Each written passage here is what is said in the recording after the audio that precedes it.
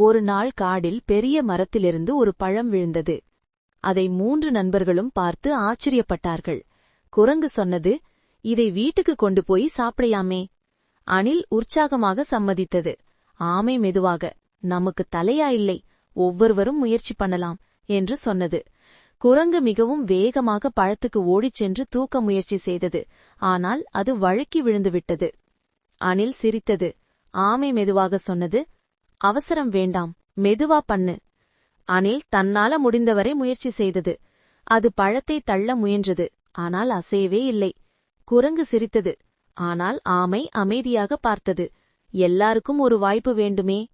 ஆமை மெதுவாக பழத்துக்கு நெருங்கி கவனமா தூக்கி வீட்டுக்கு செல்கிறது. அது சற்று நேரம் எடுத்தாலும் வெற்றி பெற்றது. குரங்கும் அணிலும் வியப்புடன் பார்த்தன. ஆமை சிரித்துக்கொண்டு சொன்னது, வேகம் இல்லாம இருந்தாலும் பொறுமையா செய்தா வெற்றி நிச்சயம்.